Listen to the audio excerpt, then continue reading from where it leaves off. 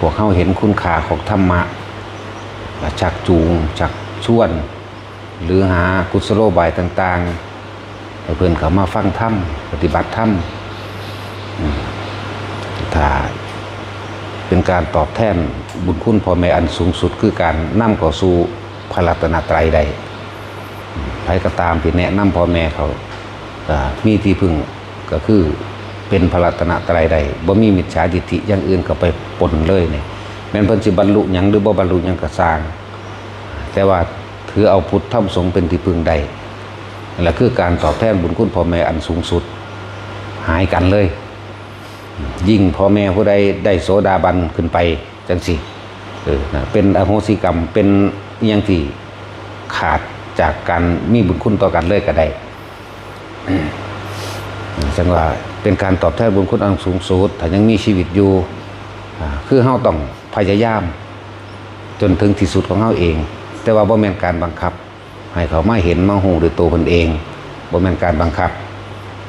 นั่นขึ้นอยู่กับปัญญาของไผของมันอันนั้น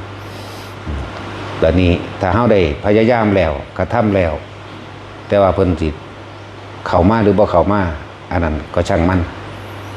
เฮาได้ทำความพยายามถึงที่สุดแล้วเพราะว่าการตอบแทนบุญคุณอันใดที่สูงสุดเท่ากัน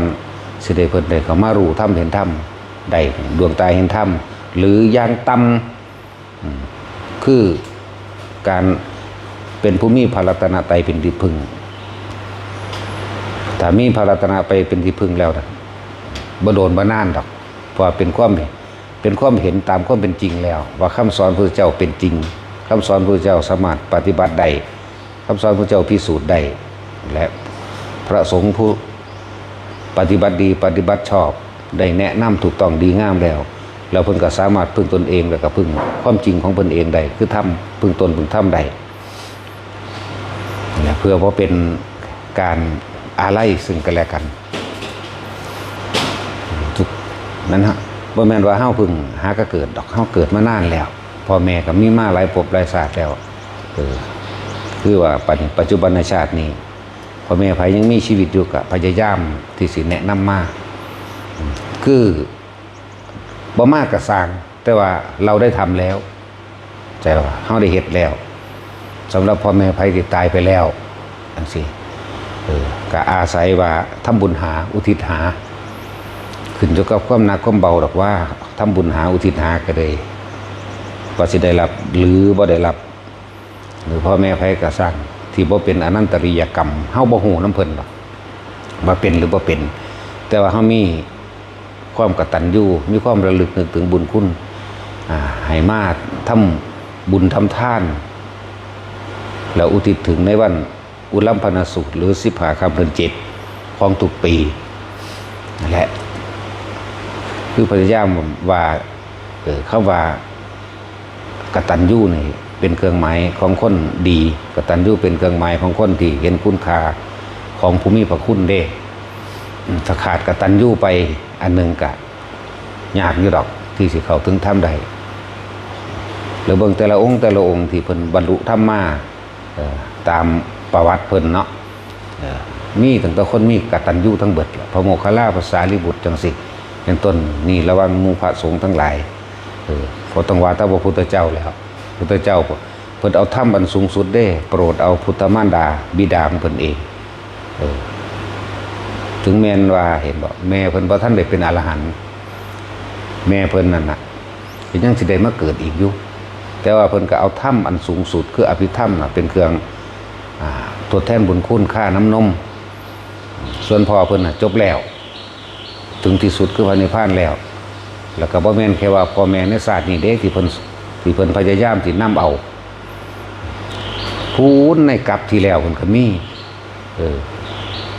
เข้าสู่พระรัตนตรัยได้หรือบรรลุโสดาบันได้เยอะแยะเด้แต่ว่าเพิ่นบ่มักเว้าเรื่องของเพิ่นปานใดเพิ่นยกตัวอย่างของหมู่สงฆ์สาวกพระสงฆ์บางองค์เพิ่นก็แม่นบวชเข้ามาแล้วเพิ่นก็เลี้ยงแม่เด้เลี้ยงพ่อเลี้ยงแม่ได้นะบิณฑบาตมาแล้วเอาให้พ่อแม่กินก่อนได้นั่นแหละพุทธเจ้าอนุญาตไว้แล้วจังซี่นะบ่ผิดผู้ใดบิณฑบาตมาได้เลี้ยงพ่อเลี้ยงแม่อาหาร อาหารที่บิณฑบาตมาได้นี่เนี่ยก้อนข้าวที่ตกลงไปในบาตรนี้ข้าพเจ้าขอสละให้แด่มารดาบิดาสักสินา นั่นแหละอิมังปิณฑปาตังปัจจุทรามิแล้วก็เอาให้นี่แหละเป็นการป้องกันตัวเองไปพร้อมแม้กระทั่งว่าหลายๆหมู่ภิกษุสงฆ์กระซังเขาก็บ่ค่อยได้เว้าในจังซี่เวลาเฮาเอาของที่อยู่ในบาตรเฮาให้ขนมให้เด็กน้อยหรือว่าให้คนทุกข์คนยากคนหิวคนขอทานหยังก็ว่าไปที่เฮาจกให้ปั๊บนี่เฮามีคำกล่าวอยู่ในใจอยู่เด้ออาหารที่ตกในบิณฑบาตนี่ข้าพเจ้าขอสละออกให้แด่ท่านผู้นี้ก็ว่าแหละที่เฮาเอานมให้เด็กน้อยแน่เอาให้คนหิวแน่คนบ้าแน่ก็ว่าไปว่าชื่อเอาพวกกันที่ว่าเอาให้บ่แม่นเอาให้ไปเลยมันมีคำเว้าอยู่นั่นแหละอิมังปิณฑปาตังปัจจุทรามิปัจจุเด้อปัจจุทรามิบ่แม่นปัจจุปัจจุ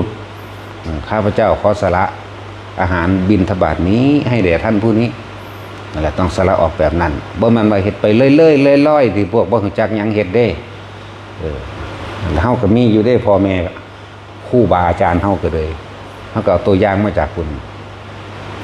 นี่แหละอันนี้ก็บ่ค่อยได้เว้าในจังซี่เหมือนกันแล้วกับเฮาสละผ้าหมู่ภิกษุสงฆ์สำหรับภิกษุสงฆ์ทั้งหลายเฮาสละผ้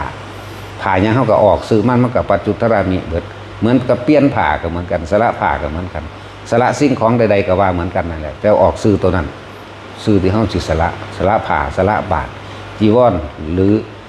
สังฆามันทั้งเบิดผ้าอาบน้ำมันก็ว่าไปตามมันคือเข้าพรรษานี่ย้อนย่านหลายอยู่ได้อันเวลาเข้าพรรษาสำหรับผ้าอันเป็นบริวารเนี่ยเขาต้องอธิษฐานเป็นผ้าอาบน้ำฝนแต่ว่าหลังออกจากพรรษากล่าวคำปรวนาออกพรรษาแล้วเขาต้องไป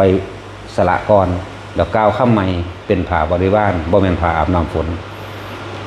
นี่แหละคือความละเอียดและของพ่อแม่ครูอาจารย์ที่เพิ่นถ่ายทอดมาน้ำสั้นบางคนใส่ไปเลยบ่จักหยังใส่ไปเลยบ่จักว่าอันเข้าพรรษาอธิษฐานว่าจังใดออกพรรษาว่าจังใดสละออกว่าจังใดนี่แหละความสำคัญความละเอียดเล็กๆน้อยๆนี่มันบ่เล็กน้อยเด้เหมือนว่าฝุ่นผงมันเข้าตามันบ่ได้เข้าบักใหญ่เฮาก็ปั่นเด้มันเข้าได้น้อยนั่นแหละสีไปสีมากก็แสบตาเฮ็ดให้ตาบอดได้จังซั่นแหละมันก็บ่ค่อยได้เว้าปานใดของมันเล็กๆน้อยๆมันลืมทางบ่แม่นเล็กน้อยนี่แหละคือเฮาสละผ้า หรือผ้าคาดผ้าห่มผ้าหยังก็แล้วแต่ในหมู่สงสัยภิกษุสงสัยกันนะให้รีบเย็บภายในมื้อนั้นผู้ใดบ่หยิบผู้ใดบ่เฮ็ดก็ยังขี่ใหญ่เฮียใส่เป็นหู้จงโปงเปงจังซี่เป็นหู้จังปังเขาหน่อยก็สร้างได้จะต้องไปหยิบให้มันแล้วในมื้อนั้นเด้ครับเว้นไว้แต่บ่เห็นแต่ว่าถ้าเห็นแล้วต้องพยายามเฮ็ดเพราะท่านเป็นทุกฎแหละเป็นสั่นเด้มีอาบัติเด้เรื่องว่าจังว่าเขาบ่ค่อยเว้าปานใดสำหรับอยู่ในอันวัดเฮาเพราะว่าหยังพอเฮาให้อริยวินัยเป็นผู้บอกผู้สอนเองแล้วผู้นั้นก็ต้องอ่านเอาเองมันจังสิเข้าถึงจิตถึงใจของคนผู้นั้นหรือการใส่ผ้าสบงจังซี่ให้ใส่เนื้อสะดือขึ้นมานิ้วนึงเด้หรือสิเลยก็แล้วแต่แล้วก็ให้อย่าเลยหนักแล้วก็อยู่ในระหว่างครึ่งแข้งแต่มันส่วนทั้งตีนก็คืออยู่ครึ่งแข้งถ้าอยู่ส่วนทางนี่ก็ให้มันเนื้อสะดือขึ้นมาบ่ให้ปล่อยสะดือบ่ให้ไต่สะดือเด้อย่าไปเอาองค์อื่นๆมาเทียบเด้มันมีหลายคนเด้องค์นั้นคือใส่จังซั่นอย่ามาเทียบนั่นคือความแนวบ่ดีของเจ้าของเองเสียมาเทียบให้ผู้อื่นเป็นไปตามเจ้าของอันนี้เฮาเว้าตามพระวินัยเว้าตามอริยวินัยวินัยของพระอริยะเจ้าเพิ่นเฮ็ดมาแบบนี้ผมบ่อยากให้พลาดนั่นแหละนานมากกว่าสิเกิดมาพบพ่อพุทธศาสนาแล้วก็เป็นเรื่องที่นานมากเหมือนกันที่เฮาสิมาเข้าใจลึกซึ้งในคำสอนใดนานที่หนึ่งพุทธเจ้าเกิดเทื่อนึงเพิ่นสิแสดงอริยสัจเพิ่นแสดงความจริงทีนึงแต่ก็เป็นเรื่องที่หายากมากที่มีผู้ปฏิบัติตามใดยากมากเข้าไปอีกที่มีผู้แสดงธรรมจะเอาธรรมของสอนคนออกมาแสดงใดมีอธิบายขยายความ แล้วก็ยากที่มีผู้ปฏิบัติตามพร้อมแต่จังว่าบ่อยากให้พลาด เราบ่ค่อยเว้าเพราะว่าแต่ว่าบางตาพวกอ่านบ่จบจังซี่มันก็สิมีเล็กๆน้อยๆอยู่ในหันล่ะที่ว่าคือว่านี่แหละเหมือนว่าผ่าขาดแล้วต้องเฝ้ายิบในมื้อนั้นจังซี่หรือว่าผ่าอาบน้ำฝนถ้าถึงมื้ออธิษฐานเข้าพรรษาปุ๊บจะต้องอธิษฐานผ่าใหม่ผ่าอาบน้ำฝนเป็นผ่าอาบน้ำฝนถ้าออกพรรษาปุ๊บก็ต้องอธิษฐานใหม่ถ้าอธิษฐานเป็นผ่าบริวารนี่จังซี่เฮาก็บ่ค่อยได้เว้านี่คือทำปฏิบัติจริงนะจากหมู่หลวงปู่หลวงตามากมันนี่แหละ แล้วก็การนุ่งสบงจังซี่ให้เลยเนื้อสะดือขึ้นมาถ้าลงไปทางต่ำมาถึงครึ่งแข้งอย่าเลยครึ่งแข้งขึ้นมาที่เฮาเห็นบางคนก็จูหัวเข่าคนก็เป็นที่บ่งามลามลายก็บ่งามถึงตุ่มหม่องก็บ่งามเอาระวังพอดีเฮาเบิ่งหลวงปู่หมันรถนะที่มีรูปถ่ายเฮาเบิ่งอยู่เนาะภาพเพิ่นยืนก็มีอยู่ไหมอยู่เคิงแข่งคักหลวงปู่หมันหลวงปู่บัวนี่ไหมตัวอย่างมา